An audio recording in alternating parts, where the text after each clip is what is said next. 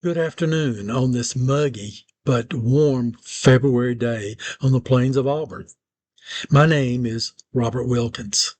This is the 32nd edition of Citizens Minutes.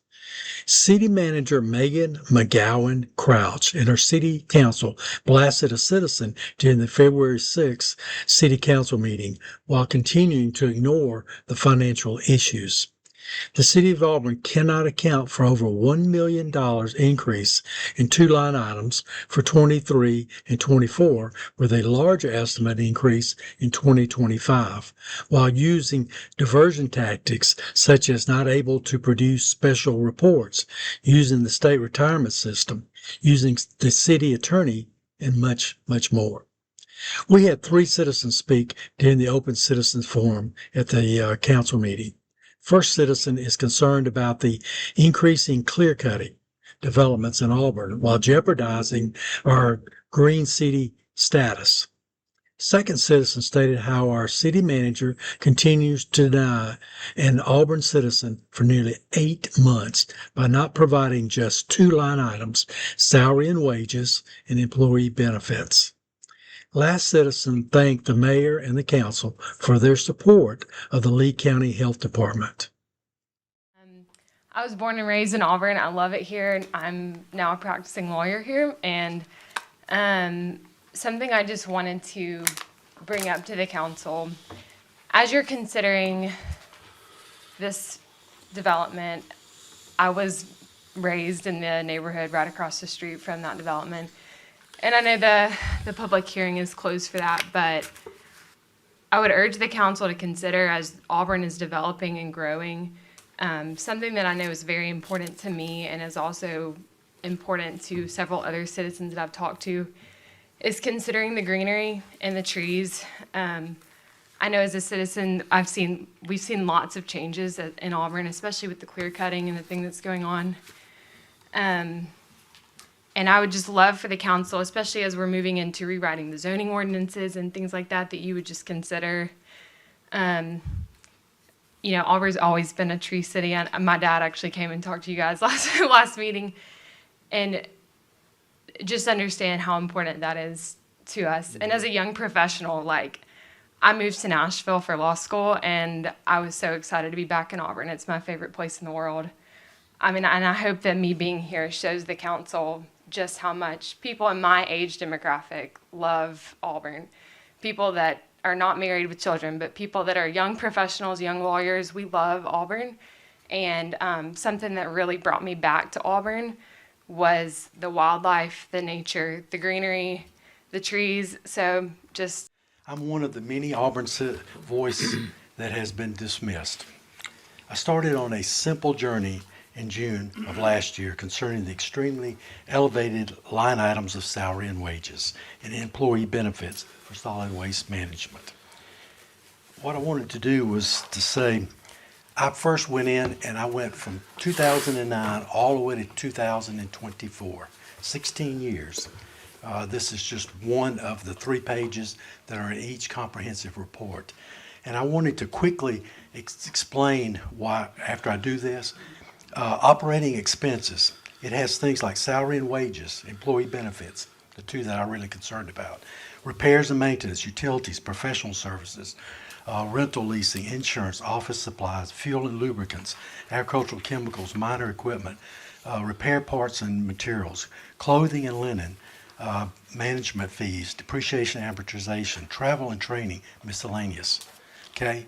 This is what I needed. I needed to have 2 of these items out of 17. Instead, we had a meeting on June the 11th, and I appreciate Beth putting that meeting together with the city manager and the director of finance. But the problem is, all I got was 4 items: administrative, recycling, solid waste, and general operation. Not a single one of these. It's a different kind of report, but I needed this, and I just wanted 2 items for 5 months of 2025. What's happened is when you look at 209 all the way to 222, it just kind of goes like this. It's just a normal way most expenses go, okay? But what happened is in 23, bam, it went like that. 24 it went like that. And I know 25 is way up there. And I still haven't gotten it. I've asked for that information for 2 line items, originally for 5 months. Now I know we're over 4 months into the year ending, so I can get that information. But for some reason, our city manager will not give that information. I don't understand. I then had to go and do public records requests, and I did a bunch of different ones, trying to figure out what's going on. So I did all these different things. Then, of course, I dealt with David Dorton, which was great. But then I dealt with Paul Clark, which was for no reason. I have no idea why she did that. I have no idea why I had to deal with Paul Clark. I dealt with Davison Umbach, I guess, and Forbes. And I went to his office and found out he's here in the city. He goes there, and I'm having to deal with him. But I can't meet with him because the city manager won't let me meet with him originally. I have a question for the city manager. Time after time, we've had a citizen come and state that they're being dismissed. The information being requested is available on the website, correct? Well, I mean, there's a variety of information. There's our comprehensive annual financial report. The information's available there. It just is not in a format that the person that's making the request prefers. That was explained. And also, one key piece is when the city attorney gets involved, it's because a citizen was claiming that their rights were being violated. And I take my job very seriously, and I will follow the law, and I will do what state law says. We take our fiduciary responsibilities very seriously, and I don't care one bit for being accused of not doing it correctly. And we are people of strong ethics and have professional standards, and we strive for that every day, and we will do no less. The entire staff in this room will do that. And so when you challenge that we're doing something or not treating somebody properly, then I will involve the city attorney to tell you exactly what the law says. And the certified audited financial report for 24-25 or 25 fiscal year should be out, required by our audited engagement is end of March? End of March. Okay. And then that's a fairly typical time frame, or is that quicker than most municipalities? I'll have our finance director speak to that, Allison.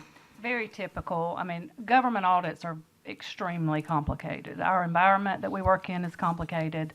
Our funding sources are complicated. We have set governmental accounting standards as well as auditing standards. We do work, the auditors review and check and ask question after question to the point that they drive us insane. Questions, and we're continuing to do that now. It takes 6 months, which is why the Municipal Securities Rulemaking Board has set the deadline at March 31st to ensure confidence in what is being done, because we do issue debt in the public bond market, and so that's what drives that deadline. It's in our audit engagement, our goals are there, the dates, everything is set when we sign that engagement letter that you guys get to see when you approve that. And our bond rating is pretty spectacular. Absolutely. It's and you don't have a bond rating like that if you don't have very transparent financials. Yes. Thank you. Absolutely. Correct, and the financials will explain a variance in something like the solid waste management plan, which they did. In a particular question we keep getting, it is a change in what RSA, the Retirement Systems of Alabama, gives us a set number that we are then required to put in the budget. And so that was not something the city has control over, and of course we're going to participate in retirement for our employees. Thank you. I've got one question on that too, if you don't mind. I recall being privy to some of the exchange between the city and the complainant, and it was correct me if I'm wrong, it was my understanding that the particular documents and information that the complainant was seeking just simply didn't exist in the format in which he was requesting them, correct? And the city's under no obligation to tailor-make That's correct. We're not document. required to create a record. So I think some of the confusion lies when a record sits in a computer. If we pull a report and save it, that's a record.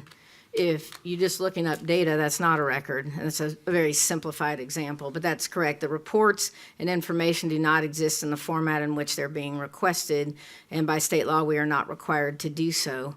Lots of time and effort goes into being as responsive as we can to our citizens, but we do not stop what we're doing every day to create all new records and documents for what everybody asks. We want to be responsive. We believe we have been responsive to the requests per state law, and we will continue to do so.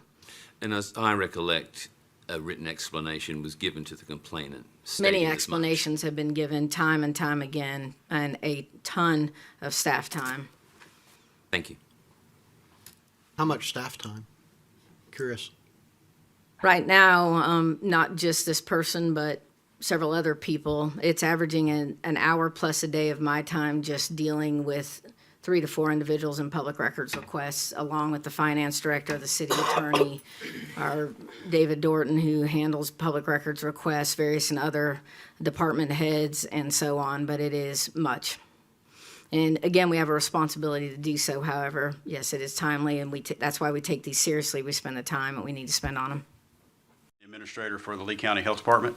I really want to take the opportunity to thank the council and the mayor and the city for their support of the Lee County Health Department. We are in our district, Lee County is our second busiest facility in our district. We do probably over 4,000 exams a year on patients that would not be seen anywhere else. We did 1,800 restaurant inspections last year. So the things that we touch are very important to the public, but they don't get done unless we have local support. We do have state and federally funded programs, but we are very fortunate in Lee County that we have the support of this city council, this city of Opelika, and of the Lee County Commission as well. We do a lot of those things. We're able to see patients that can't get the care anywhere else. We also now do a large portion of cancer detection, and we are able to now do colposcopies in Lee County that we used to have to send these patients to Birmingham.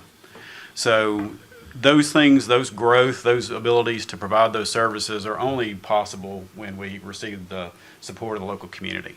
So I just want to take the opportunity to thank you guys for that. And if there's anything that you guys need from us, just feel free to reach out. Councilwoman Witten was kind enough to come to our 150th anniversary open house last year. And so a lot of us we've moved forward through a lot of the changes over the last few years. And so we just want to make sure there's anything that the community needs from us, any partnerships, that we're available for you. Citizens question. Sarah Lynn asks, why do you think the city would meet with you and not give you the 2-line items you have been requesting since June of 2025? Well, Sarah, this once easy and direct financial request has turned into a complex and costly issue by our city manager, with full support by our city council and mayor. I'll be doing a 12th edition Citizens Brief Auburn Series 39 within the next few days, and will give Auburn citizens an expanded version of your great, wonderful question. Your counsel is only as good as the information that you gather. Good afternoon. Under such a tax is Ms. admirable. Bolt, you're done. While 5 of Ms. your fellow Bolt, you are councilmen done. don't care to Ms. protect the Bolt, Constitution you and are corporate done. rights. And I don't know what qualifies you to make the decision, the police department needs this or too aggressive, whatever. I don't know where your qualifications come from. Claiming that their rights were being violated. And I take my job very seriously. Become a danger zone for Americans who still Point cherish. of order, Mr. Mayor. Our library is not dangerous at all. It is morally dangerous. They do not want citizens' input. They just want our money.